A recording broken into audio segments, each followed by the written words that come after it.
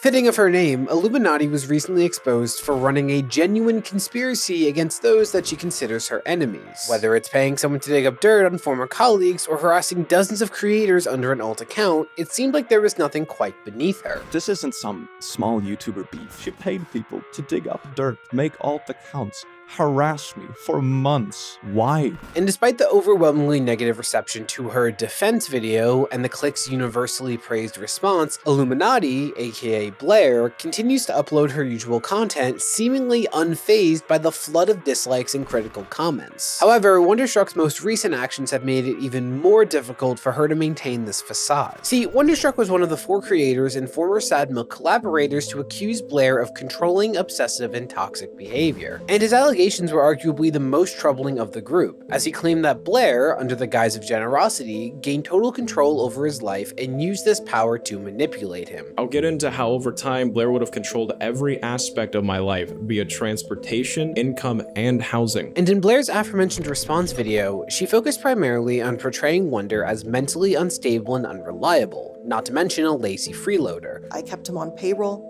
I continued his pay, even though no work had ever been completed. Although there was only a minuscule amount of work for Wonder to do, he still managed to act up within company spaces, which caused her to receive loads of backlash, especially because she used intimate details she learned about Wonder during their friendship to make this point. What she did to Wonder is the most gross expose I have ever seen. Not only does she openly share his potential suicide note, basically any of Wonder's low points that Blair witnessed, that was fair game in her efforts to assassinate his character. And Wonder had initially responded with a twit longer detailing some of his larger disagreements with Blair's video with the promise of a response video soon. And that time has come, because Wonder released an 80-minute response that immediately saw a positive reception. And what really set the tone for this was Wonder choosing to show his face, as he mostly operates as a faceless creator, much like White did. And he starts out by primarily addressing Blair's accusations against the clique. He cultivated an environment that was a breeding ground for inappropriate behavior with minors to occur, and that's exactly what happened. And her evidence of this was one specific instance of a user acting inappropriately. Though, as Click revealed, the user in question was banned almost immediately, and this all took place while he was asleep, so Blair implying he didn't take action was wildly misleading. So, it appears that Blair falsely accused Click of enabling child likers and dramatically claimed that Click had young victims who were now emotionally scarred. I am sorry to those minors who were spoken to in such an inappropriate way. I wish that the Click had more accountability of his own server. However, it seems that none of this actually happened. To make matters worse, Wonder directly points out that Blair's actions don't align with this narrative at all. But a personal question I would like to ask. If Blair had the information and documented evidence on a Discord server that, as she depicted, cultivated files, and truly believe this, why did she wait 3 years to come forward? Why did she allow the click on Sad Milk or play games with him in the free time? He then highlights that as a collaborator, Blair demonstrated unwarranted hostility towards One Topic and Click, ultimately resulting in their exit from Sad Milk. I'd like to clarify that OT did not speak over her out of disrespect, but out of a minor Discord delay, to which she said, and I quote, "Shut the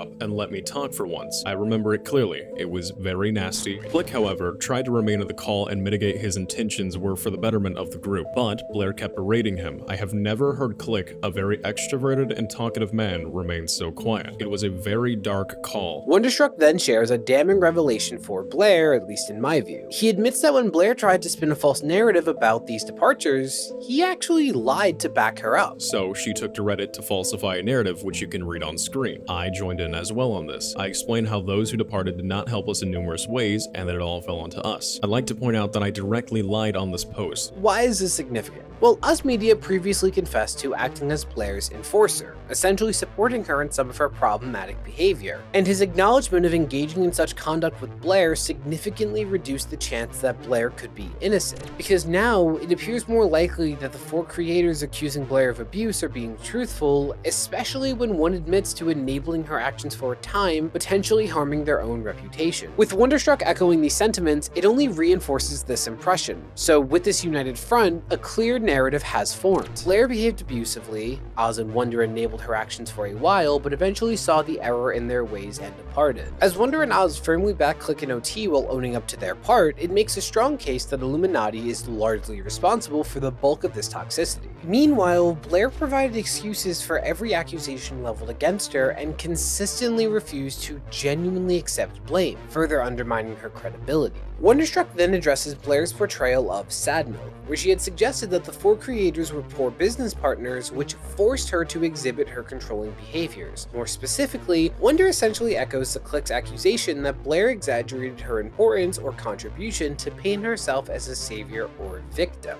Why was this in the video? To be clear, my channel was restored by the help of my network, which is a service I pay for.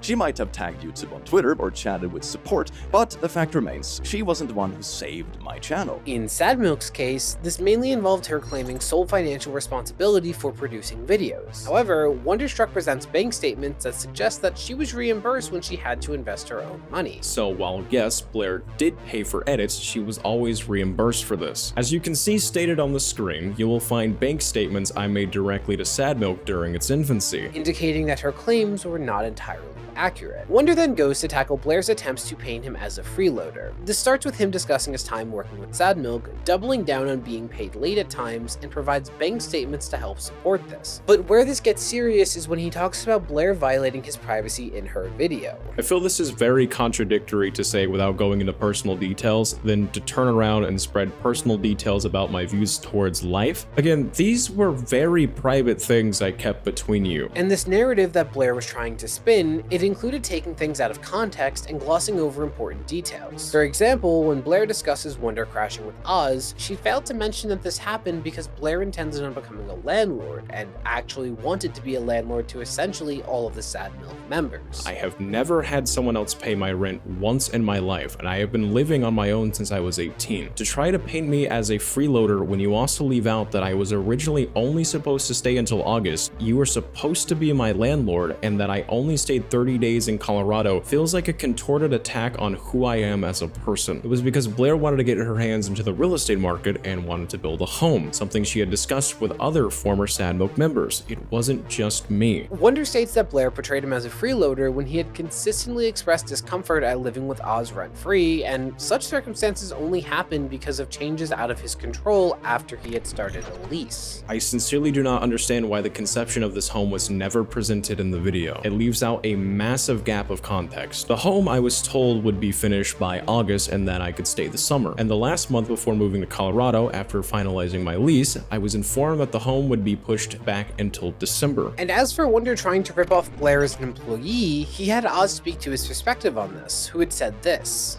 You weren't provided work for like a majority of the time that you were actually employed, and you were kind of just literally being paid to like stand around. I might be wrong on this, but you were actively trying to seek out and find work, so it's not like you were just like freeloading off of it. From my memory, you were trying to actually earn your keep. Now once again, it's important to note that Oz was very close to Blair throughout all of this and was actively involved in her dealings with others. Wonder also points out that Blair goes out of her way to explain the benefits that Wonder didn't take advantage of, when he only worked for her for 60 days. She did go out of her way to highlight that Wonder didn't partake in community service during his time as an employee, which Wonder flatly states was unnecessary to bring up. I also find it unnecessary that she goes out of her way to explain the volunteer reimbursement program she has. If I didn't use any of the benefits, why is it necessary to go into detail about them? Was I expected to, in the middle of moving to a new state for the first time since I was 7, volunteer at a soup kitchen to pass the time? The reason I did not use any of these benefits was because I was employed for roughly 60 days. Furthermore, Wonder expresses mistreatment around his termination, specifically that he was fired for not meeting deadlines, but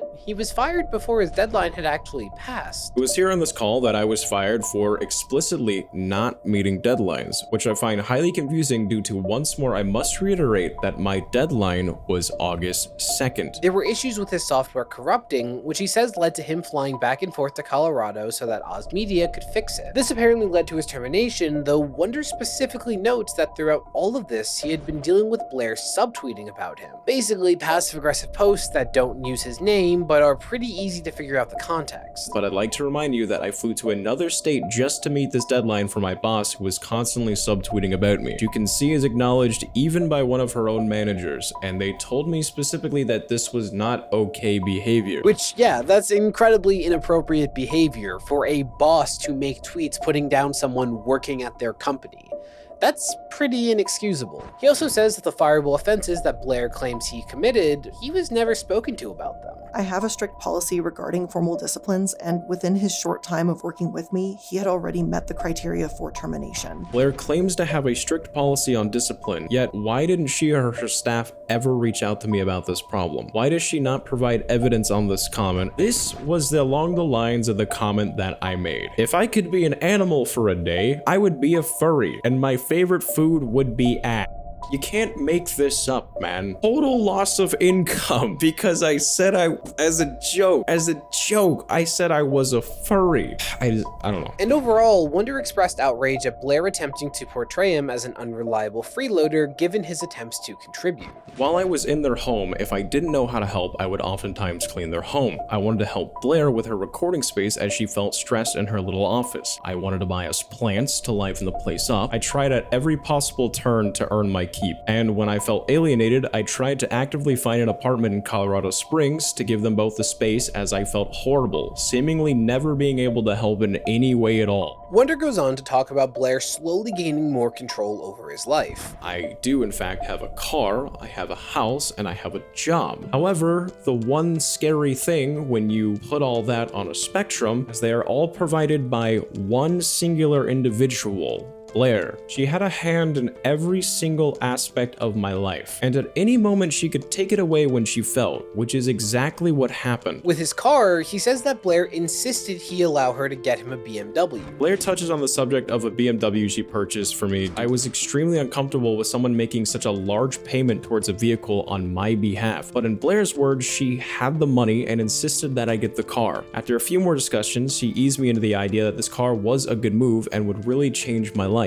He then says he was starting to dissociate because he didn't know what he was doing wrong. I told my therapist at this point that I hadn't felt real in a while, which anyone who has suffered with dissociation and dissociative episodes can all but relate to. I also reiterated how everything was starting to feel rather pointless and I didn't know what I was that's so lame. I don't like to get emotional, but I didn't know what I was doing wrong. He wasn't assigned work, yet treated like a bad employee. He was treated like a freeloader when he resisted the circumstances of their living arrangement, and he generally no longer felt welcome at Blair's home. He then visited his father to get away, but Blair used this as an excuse to repossess his car. A few days later, after being fired on July 27th, on July 29th, Blair came to Texas to revoke a car in the middle of the night. I asked Blair for an explanation as to how I breached my contract, to which I was ignored. Blair claims I broke the contract by the following: no proof of insurance, cars to reside in El Paso County.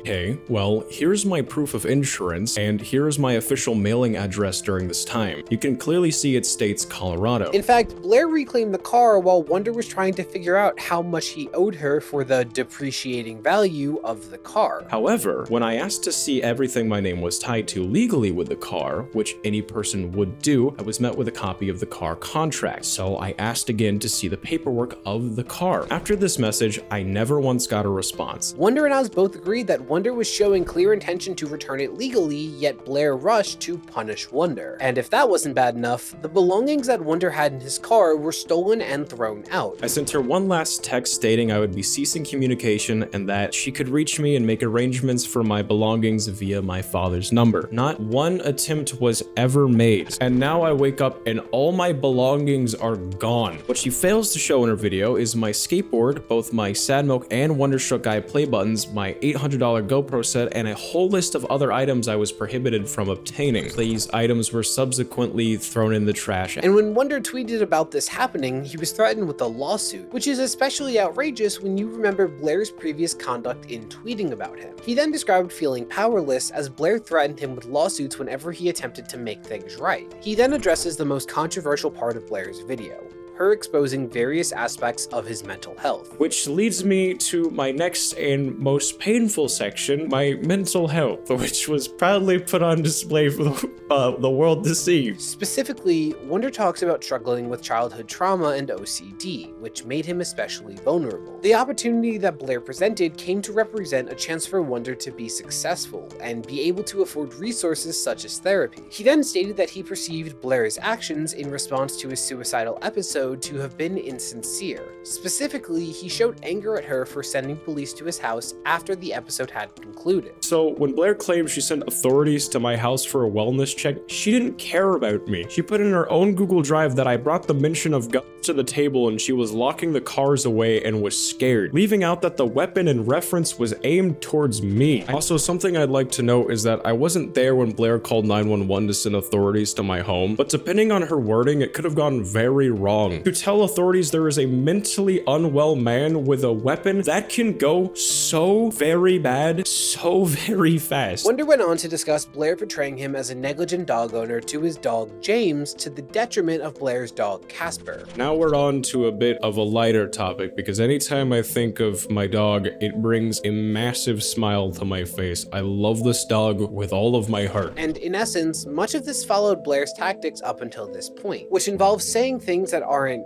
untrue, but are instead missing context that paint a different picture. For example, the dog arriving without even a collar or food, well, I did bring dog food. It was just about half a bag though. James's brand of dog food is also specific to a store in Texas known as HEB, so I had to find him a new specific kind of dog food as he had a sensitive stomach. As for his collar, James did have a collar, but it was old and starting to wear. I went to PetSmart on my second day in Colorado and bought him a brand new dog tag alongside a red plaid collar, a collar which he still wears to this day. And certain interactions between the two dogs, Wonder says stemmed from Blair's dog being a puppy and rougher. Wonder also responded to the claim that he let his dog out by accident by confirming exactly that. I personally messed up and I take full accountability for it happening. I left James out in the backyard. But what pet owner hasn't made a mistake like this once or twice in their life? Sometimes someone forgets to close the door or the gate or whatever and it happens. It's a story as old as time. It doesn't mean you don't care about the dog, it just means an accident happened. And again, personally, that to me, the idea of saying, I messed up, that is totally on me. I just don't think that one mistake is enough to make sweeping statements about my character. That's a lot more compelling than Blair excusing every action by saying she was forced to, while saying she's apologizing, but not really. He even goes into missing context from James escaping, which is that it only happened due to damage in the fence. Blair leaves out that the way James got out was because a fence wire broke loose, undoing some of the fencing along a post, allowing a small entryway into the neighborhood. Had this not come undone, James would be sitting on the dog beds waiting, which again, James being outside is my fault, but the fence failing is just human error. And as for the incident of James making a mess in the house, once again, Blair refrains from mentioning that Wonder was sleeping as opposed to making an active decision to not do anything. If you're keeping track, this mirrors how Blair accused Click of negligence towards abuse, especially when you consider that Wonder and Oz state that Wonder was already awake and cleaning the mess before Blair had discovered it. You were actually like very well awake and already cleaning the mess up when we had actually got upstairs. And you know, Blair and I, of course, we weren't happy to see that initially, but when we had gone upstairs, you were already cleaning up the mess. And Wonder's final point with Blair was directly accusing her of lying. Wonder had claimed that Blair was living in filth while living in Oz's home, and Blair responded to that claim harshly. What was the point of this, Wonder?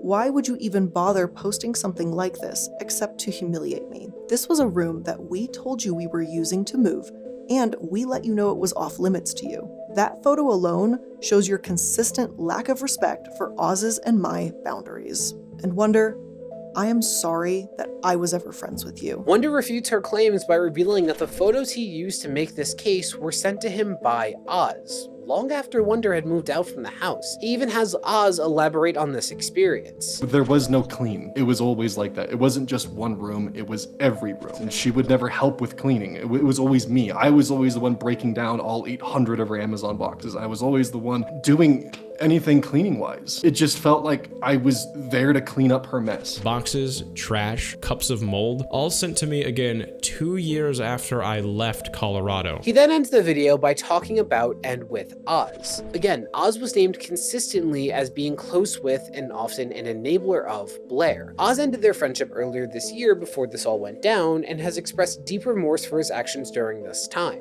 Wonder provided the apology that Oz sent to him personally, saying that while he was initially very skeptical, he does accept Oz's apologies. But over the last few months, Oz has made countless efforts to prove not only to me, but to every other former Sad Milk member that he truly was sorry for the role he played in anything that took place. I don't blame him for his role. He was in an abusive situation and had every reason to fear Blair. I feared her too for a very long time. And so where does that leave Illuminaughtii? What does that mean for Blair?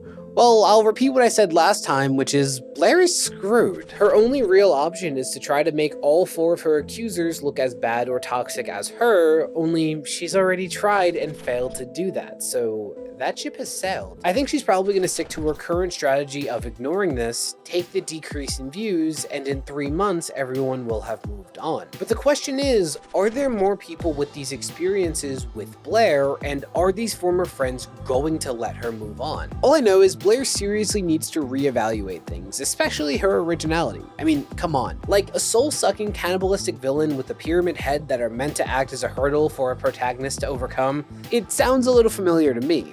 Though I've actually never played Silent Hill, so if you could let me know how accurate that reference was, I'd really appreciate it, because I'm too scared to start Googling pyramid heads, so just let me know, okay?